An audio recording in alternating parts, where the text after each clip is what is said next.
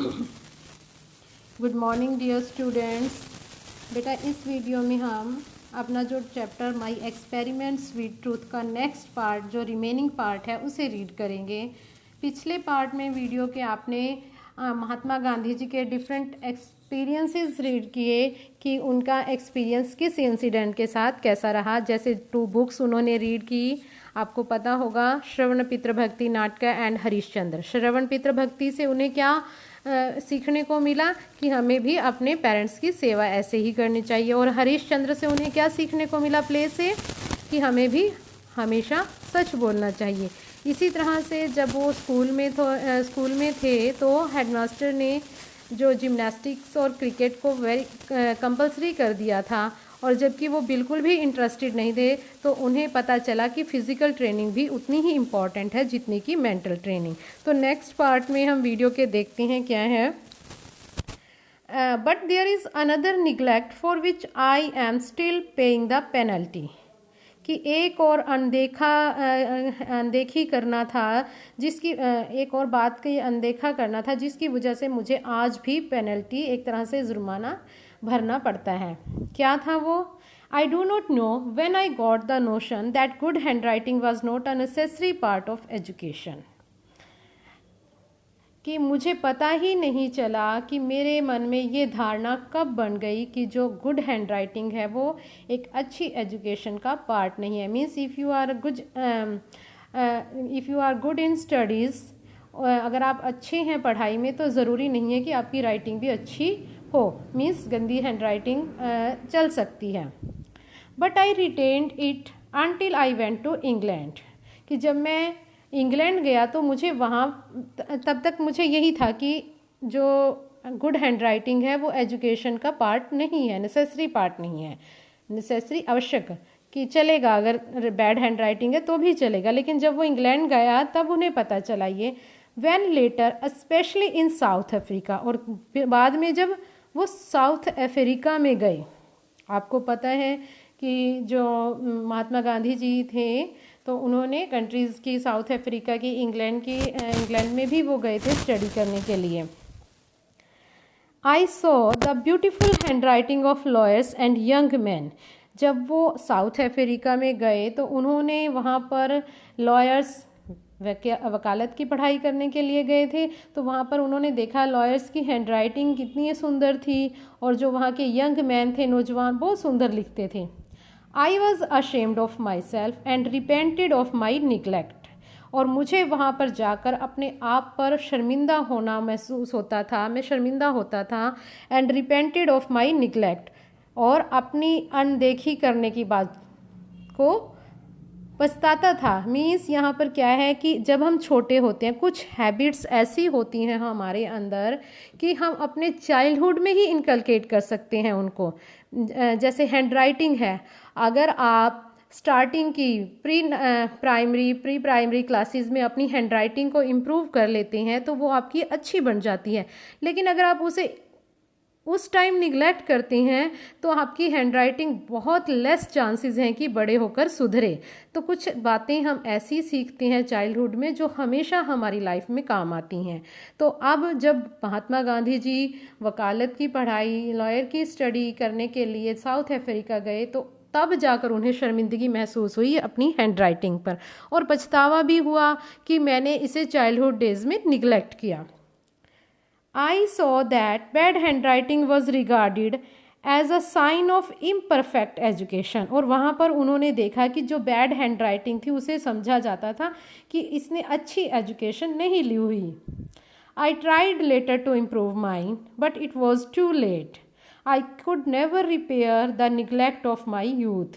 उन्होंने क्या कहा इस लाइन में कि मैंने बाद में अपने आप को इम्प्रूव करने की कोशिश की, लेकिन इट वॉज टू लेट, बहुत लेट हो गया था। I could never repair the neglect of my youth, कि जो मेरे यूथ की मिस्टेक थी बैड हैंड राइटिंग को गुड हैंड राइटिंग में चेंज करने की, उसे मैं कभी भी इम्प्रूव नहीं कर सका। जो चीज़ जिस उम्र में करने की होती है बेटा, कुछ चीज़ें होती हैं ऐसी जो हम उस उम्र में सीखते हैं तो वो हमेशा हमारी लाइफ में काम आती हैं, लेकिन हम उन्हें बड़े होकर नहीं सीख सकते।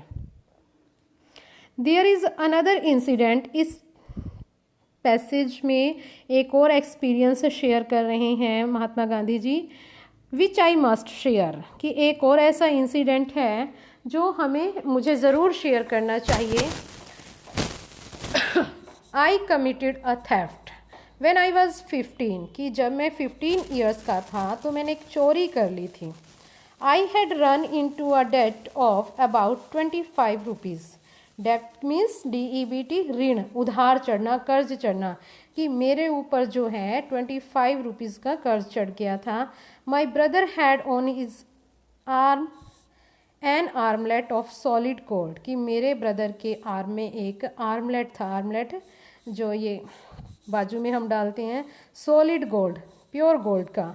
आई stole a bit of gold out of it and the डेप्ट वॉज क्लियर्ड, कि मैंने उसके जो आर्मलेट था उसमें से थोड़ा सा गोल्ड चुरा लिया और डेप्ट को क्लियर कर दिया।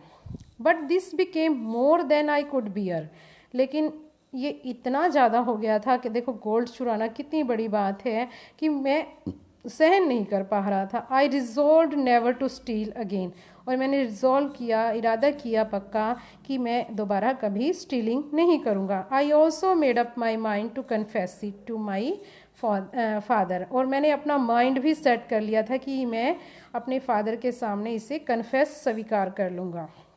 But I didn't dare to speak, लेकिन चोरी इतनी बड़ी थी कि मैं उनके सामने बोलने का साहस नहीं कर सकता था। Not that I was afraid of my father beating मी, और यहाँ तक कि मुझे इस बात का भी डर नहीं था कि मेरे फादर मुझे बीट मीन्स पीटेंगे।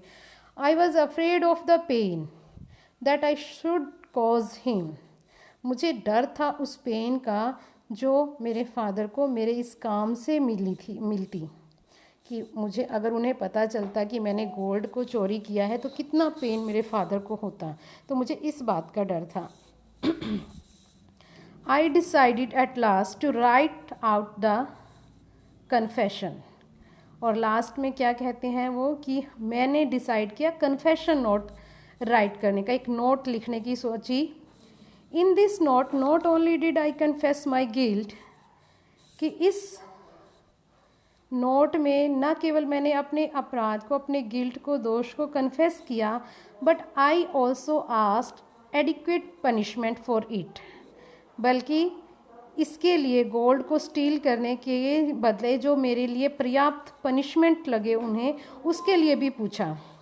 आई also promised never to steal in future, और मैंने फ्यूचर में कभी भी चोरी न करने का प्रॉमिस भी किया उस नोट में। With trembling hands I handed the confession to my father, और कांपते हुए हाथों से वो कन्फेशन नोट जो मैंने लिखा था वो अपने फादर को पकड़ा दिया। मीन्स वो उसमें बोलने की हिम्मत तो नहीं थी कि मैंने चोरी की है, क्योंकि इतना बड़ा काम था चोरी करना और वो भी गोल्ड। तो उन्होंने एक कन्फेशन नोट लिखा और उसमें लिखा कि आप जो भी सज़ा चाहें इसके लिए वो मुझे दें, और मैंने प्रॉमिस भी किया उसमें कि मैं आगे फ्यूचर में कभी चोरी नहीं करूँगा। ही रेड इट, उन्होंने इसे रीड किया। And pearl drops trickle down his cheeks wetting the paper. Pearl drops tears आंसुओं के लिए यूज़ हुआ है, कि उसकी चिक्स पर पर्ल ड्रॉप्स मोतियों की तरह आंसू गिरने लगे। वेटिंग द पेपर, और पेपर को गीला कर रहे थे। Those pearl drops of love cleansed my heart, कि जो वो आंसू थे उन्होंने मेरे हार्ट को बिल्कुल साफ कर दिया, कि इन्होंने मुझे माफ़ कर दिया। And wash my sin away, sin क्या होता है, पाप, जो पाप उन्होंने गोल्ड को स्टील करने का किया था और वो सारा वॉश कर दिया। A clean confession combined with a promise never to commit the sin again is the purest type of repentance. A clean confession, बिल्कुल सच्चे मन से जो उन्होंने कन्फेस किया था, माना था, combined with a promise, promise के साथ कि वो कमिट नहीं करेंगे उस पाप को दोबारा, प्योरेस्ट टाइप का रिपेंटेंस था, बिल्कुल प्योरेस्ट टाइप का पछतावा था। This incident for me was an object lesson in अहिंसा, कि इस इंसिडेंट से मेरे अंदर अहिंसा की भावना जो है जागृत हुई। An object lesson in ahimsa. तो I think it's clear to you, and after that, after listening this story, you will try to do question answers of this on your rough notebook. Very easy question answers हैं बेटा। जैसे first है which two books, we have already discussed which two books inspired Gandhi ji a lot during his childhood. Pick out the extract from the text which tells that Gandhi ji was very punctual, कि गांधी जी बहुत punctual थे। ये भी हमें पता है कि सीधा स्कूल से घर से स्कूल जाते थे वो। Why did Gandhi ji dislike and games and gymnastics, की वो जिमनास्टिक्स को क्यों डिसलाइक करते थे। What made Gandhi ji feel ashamed of himself during his visit to South Africa, कि जब वो साउथ अफ्रीका गए तो कौन सी बात से उन्हें शर्मिंदगी महसूस हुई, बैड हैंड राइटिंग की वजह से। Why did Gandhi ji steal gold, Gandhi ji ने गोल्ड जो अपने ब्रदर के आर्मलेट में से चोरी किया था, क्यों किया था। To pay debt of about 25 rupees, I think 20 और 25 रुपीज़। तो ये सारा हम रीड कर चुके हैं, तो you will try to write it on your notebook. Why did he confess his guilt, अपने फादर से उन्होंने अपने गिल्ट को कैसे क्यों कन्फेस किया। How did he make the confession, और कन्फेस कैसे किया, by writing a confession note. What according to Gandhi ji is the purest type of repentance, की प्योरेस्ट टाइप का रिपेंटेंस क्या है गांधी जी के अकॉर्डिंग। तो ये क्वेश्चंस आप अपनी रफ नोटबुक पर ट्राई करेंगे राइट करने के लिए, और उसके साथ साथ ये पार्ट भी, बुक पार्ट वैल्यूज़ का part A and writing skill का पार्ट ए, ये भी दोनों आप खुद ट्राई करेंगे पहले। Thanks, have a nice day.